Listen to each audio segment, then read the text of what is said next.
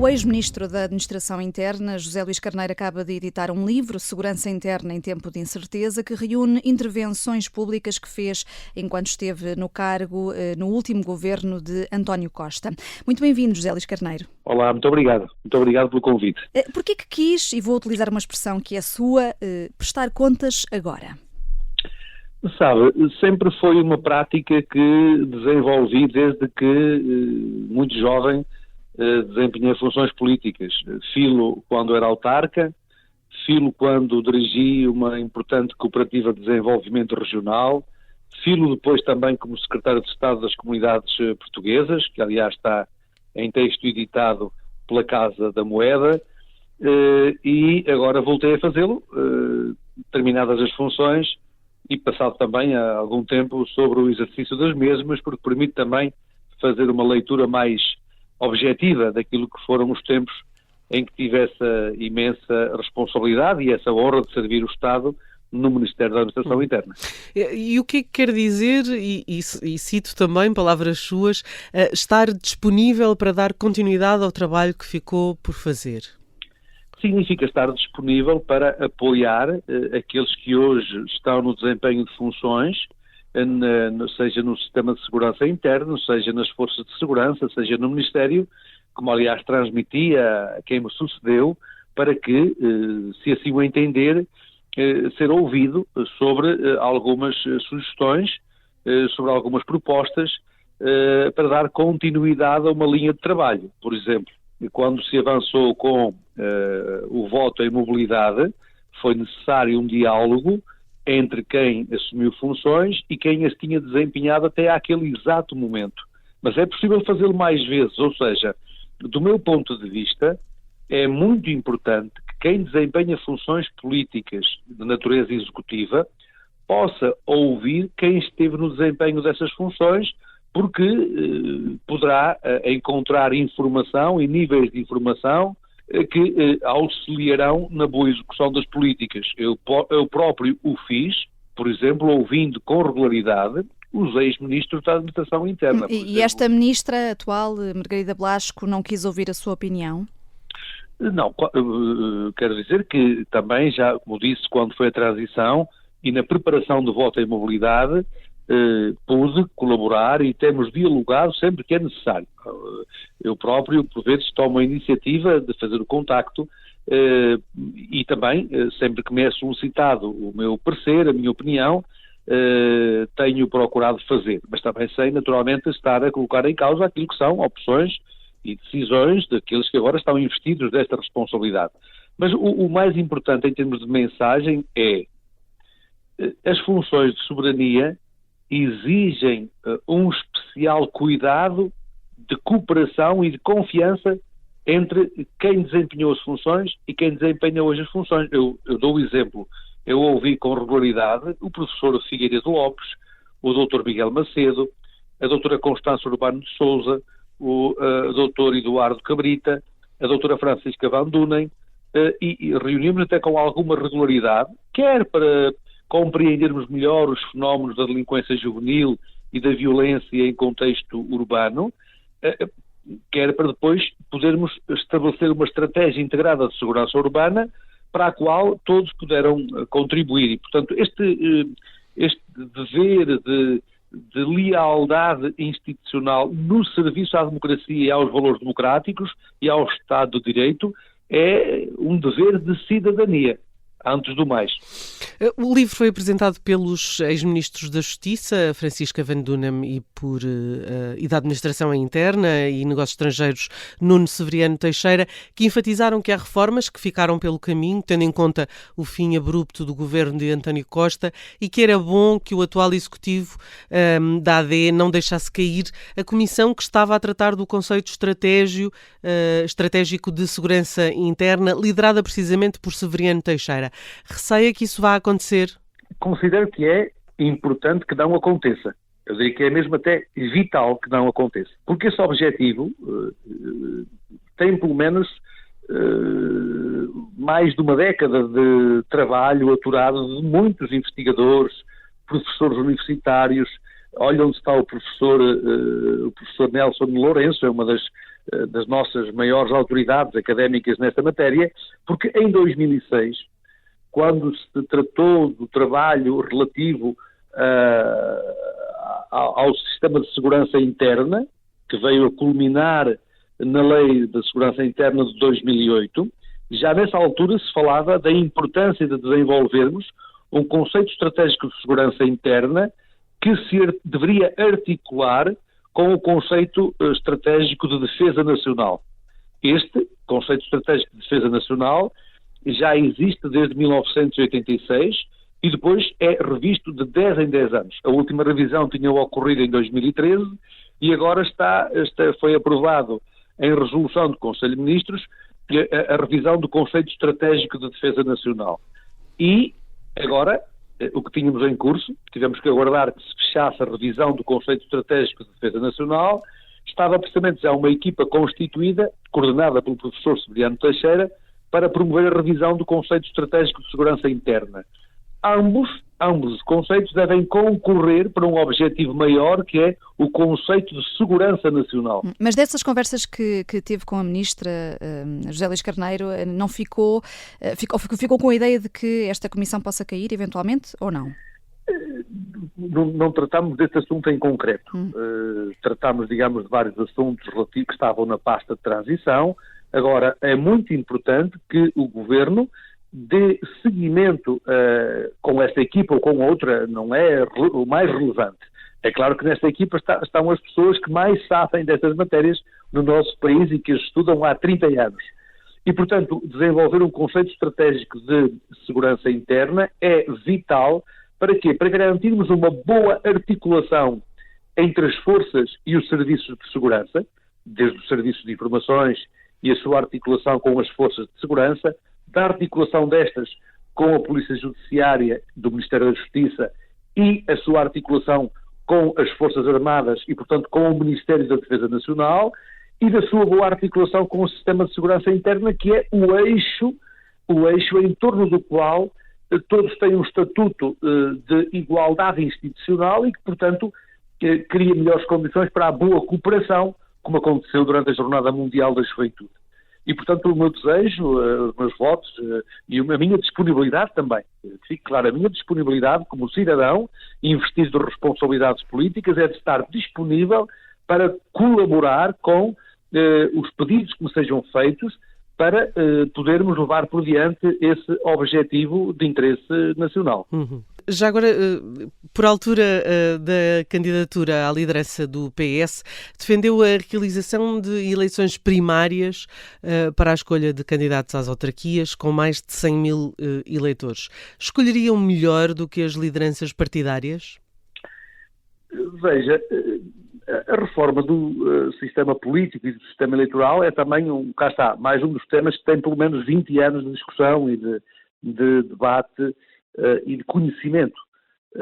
E está demonstrado, está registado nas investigações que têm vindo a ser desenvolvidas, que a representação política precisa de instrumentos que qualifiquem a relação com os cidadãos e dos cidadãos com as instituições democráticas. Uma das formas de qualificar essa relação, de dar mais substância à vida democrática, está na reforma do sistema eleitoral para a Assembleia da República, garantindo a proporcionalidade e garantindo também uma compatibilidade entre um sistema nacional que se compatibilize com os círculos uninominais. Estava também relativamente consensualizada a ideia de ser importante reformar a eleição para as autarquias com os executivos homogéneos, sendo que o candidato à Assembleia Municipal, o candidato mais votado, formaria o executivo, como hoje acontece já com as Assembleias de Freguesia e como acontece com a composição do próprio governo, porque é uma eleição para a Assembleia da República e depois daí se extrai aqueles que têm funções executivas, a começar por aquele que lidera a dimensão executiva. E está também depois a abertura dos partidos políticos à cidadania, pois a abertura dos partidos políticos à participação de cidadãos simpatizantes dos seus valores e dos seus princípios no processo de escolha daqueles que se habilitam ao desempenho de funções políticas, particularmente nas autarquias e naquelas que têm uma maior dimensão, que têm massa crítica, aquelas com mais de 100 mil eleitores, contribuiria para o aprofundamento da vinculação dos cidadãos à vida política e à escolha daqueles que depois se habilitam em sufrágio universal e aberto ao desempenho de funções públicas. E o José Luís Carneiro estava há pouco a enfatizar que foi não só um político disponível, como é um cidadão disponível. Aquilo que lhe pergunto, e tendo em conta essa disponibilidade também, é se alguma vez esteve disponível a sério para ser testado nas eleições autárquicas para a Câmara do Porto. Sim, aliás já o disse, estive disponível. Entretanto, já foi feita uma escolha por parte da Comissão Política Conselhia. E ficou desiludido com essa escolha, por ter sido escolhido Manuel Pizarro? Por parte da Federação Distrital, que julgo que será dentro de dias, e o Secretário-Geral validou essa escolha. É uma escolha de alguém que tem uma experiência política feita no serviço à própria cidade e nada mais tenho que dizer. Naturalmente que se tivesse havido um diálogo e uma palavra prévia à escolha, julgo que seria adequado. Mas está a querer dizer que Pedro Nuno Santos não falou consigo? Ninguém com responsabilidades locais, federativas ou com maior responsabilidade nacional teve qualquer conversa comigo. Mas as regras estatutárias foram cumpridas, estão a ser cumpridas e, portanto, agora temos que garantir, porque nós temos que ter o sentido do serviço. É aquilo que eu sempre procurei ter na minha vida, o sentido de serviço aos cidadãos, à sociedade e aceitar as escolhas legítimas que os órgãos tomam e quando, para mais, as escolhas têm a ver com também experiência feita, com provas dadas, pois com certeza temos agora que dar o nosso melhor para que os resultados sejam aqueles que nós desejamos, e o que desejamos é que o Partido Socialista seja maioritário na Câmara Municipal do Porto, porque há mais de 20 anos que não tem essa oportunidade e a cidade do Porto merece ter nas políticas públicas os valores do socialismo democrático e abertos, naturalmente, ao contributo de todos. A cidade merece um projeto no qual os cidadãos da cidade do Porto possam participar e possam ter o seu contributo a dar para a afirmação nacional e internacional daquela que é uma cidade que tem um prestígio e tem um estatuto internacional como muito poucas no mundo. Eu fui secretário de Estado das Comunidades, circulei por todas as regiões do mundo, por mais de 50 países, e em todo lado, em todos os locais, encontrei um reconhecimento à cidade do Porto e à região norte, mas muito particularmente à marca Porto, à marca da cidade, à sua história, à sua identidade, à sua cultura, ao seu património, às suas gentes, e é muito importante que o país também possa contar com uma cidade do Porto forte, porque uma cidade do Porto forte é um país mais forte. E, portanto, é aquilo que eu desejo para a candidatura do meu camarada Manuel Pizarro. No âmbito desse sentido de missão e de serviço, continua disponível para o combate autárquico? Não, eu julgo que a ser candidato autárquico só fazia mesmo sentido ser na cidade onde eu tenho a minha vida pessoal, a minha vida cívica, onde o que se passa no trânsito, onde o que se passa no ambiente, onde o que se passa no espaço público me diz diretamente respeito, até porque os cidadãos gostam também de ter uma relação direta com os seus representantes. Estando essa questão solucionada, agora, digamos, não vejo qualquer outra possibilidade de desempenhar, digamos, pelo menos de me habilitar ao desempenho de funções autárquicas em quaisquer outros locais do país. Se as eleições autárquicas não correrem de feição ao Partido Socialista, ponderaria voltar a candidatar-se à liderança do PS? A seu tempo. Neste momento nós temos uma liderança, temos um secretário-geral, o meu camarada Pedro Nuno Santos, teve uma vitória inequívoca nas eleições internas, teve eleições regionais, teve eleições europeias, agora vai ter eleições autárquicas. Aquilo que eu sempre disse e continuo a dizer é que, querendo, eu estou, como sempre estive, disponível para apoiar o meu partido, para apoiar os meus camaradas, mas apoiá-los com um sentido de serviço ao país e à nossa sociedade. Os partidos não devem viver fechados sobre si próprios, os partidos têm que compreender que a sua função é de serviço e de cumprir uma missão de serviço ao Estado de Direito, às liberdades, às garantias e até nesse sentido, dos cidadãos e, sobretudo, aos valores fundamentais, sempre que devem estar ao serviço da melhoria das condições de vida daqueles que têm a expectativa de que os representantes políticos correspondam às suas inquietações, às suas ansiedades e possam desbravar caminhos, desbravar oportunidades, porque Portugal é um país que tem muito para dar, dá muito e tem muito para dar às mais jovens gerações, com as quais nós temos de novo que nos reconciliar. E José Luís Carneiro também pode ter muito para dar, não só com um cargo político executivo, mas também desempenhando outro tipo de cargos públicos, por exemplo, até na área da segurança interna? Eu estarei disponível para servir o meu país nas funções e nos deveres que me forem confiados, com um sentido de missão, da entrega absoluta. Fui autarca, tenho felizmente o gosto de ter sido um dos autarcas mais votados no país, com 3 vitórias por maioria absoluta. Fui secretário de Estado das Comunidades, passámos de 1 deputado para 3 deputados, conseguimos fazer mudanças muito significativas que permitiram hoje que mais de 1 milhão de portugueses no estrangeiro possam participar na vida política do seu país. Na administração interna também julgo que dei um contributo sério, rigoroso, para servir as funções de soberania.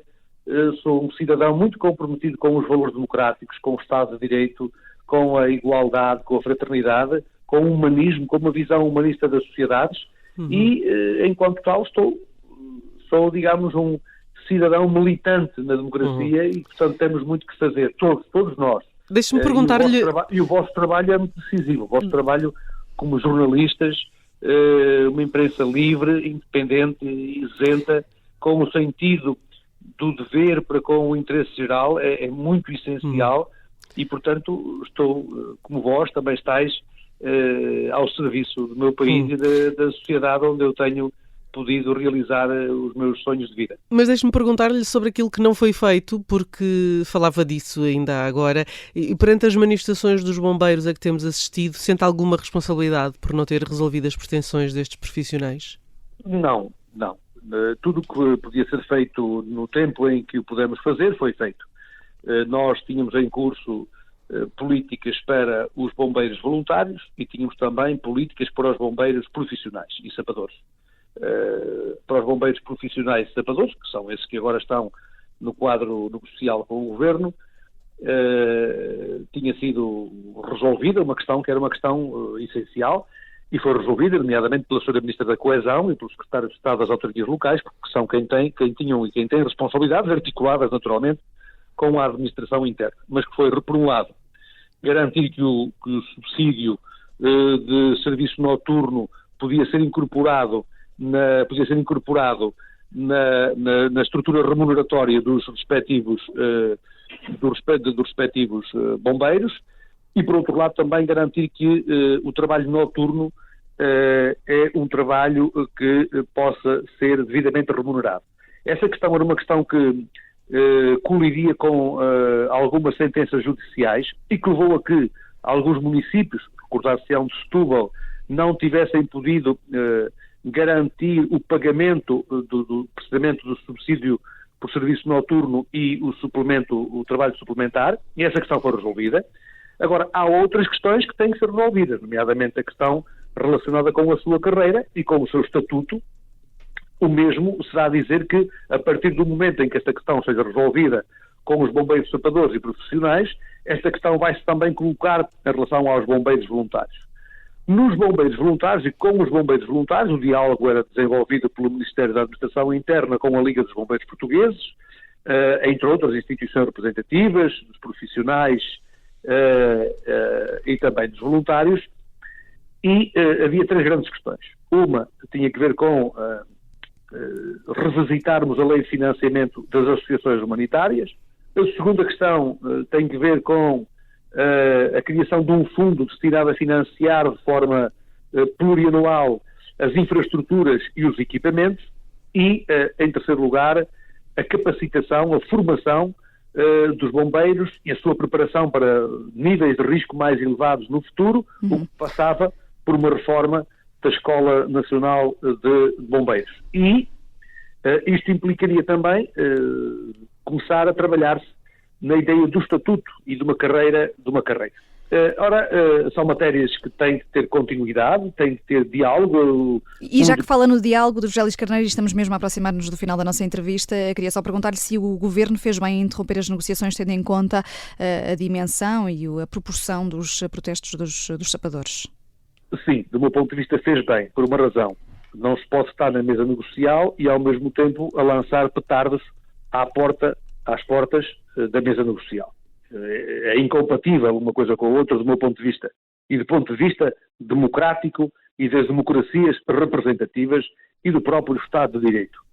Agora, claro, entendo que, tão breve quanto possível, o Governo deve retomar esse diálogo, deve retomar essas negociações, porque há um caminho a fazer, um caminho que do meu ponto de vista deve partir também de um diálogo entre o Governo e os principais partidos da oposição, tendo em vista garantir que as opções que são tomadas hoje tenham continuidade no futuro.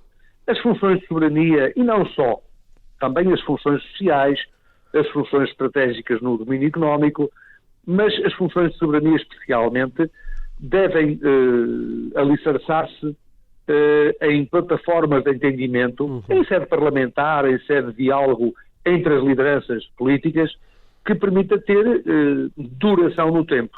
Como há pouco vos disse, esta questão do conceito estratégico de segurança interna anda a ser discutida desde 2006. E, portanto, há quase 20 anos. O tempo é que nós já não temos muito mais. Para que as políticas possam frutificar, é preciso dar-lhes tempo para podermos avaliar os seus resultados. Deixe-me só ir à última pergunta, porque não temos mais tempo mesmo. O PS parece dividido sobre as presidenciais, com tantos pré-candidatos.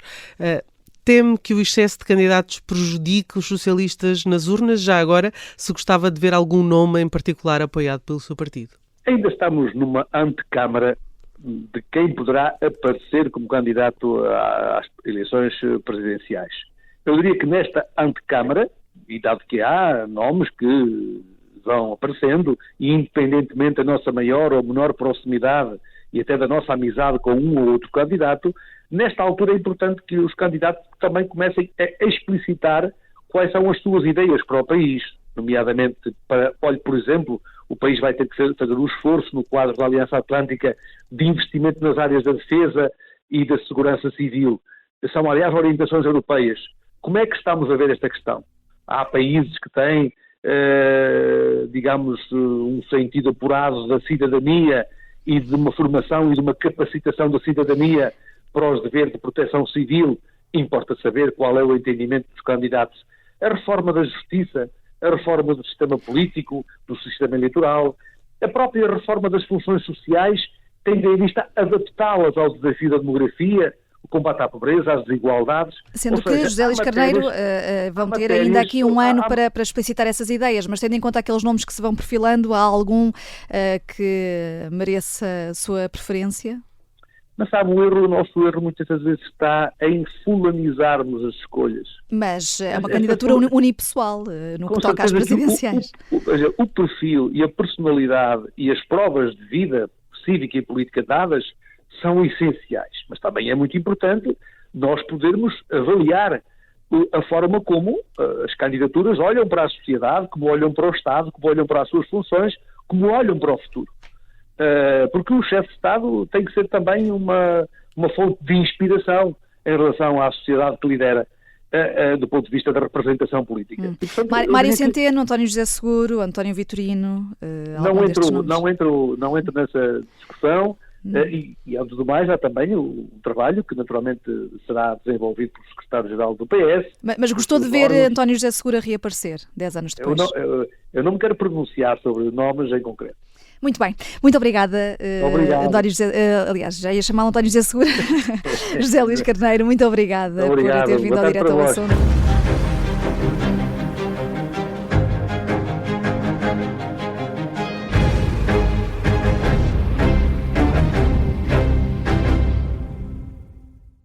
Se gostar deste podcast, pode seguir, dar 5 estrelas e comentar o episódio na Apple Podcasts ou no Spotify. Pode também subscrever e gostar no YouTube. Assim recebe uma notificação sempre que houver um novo episódio.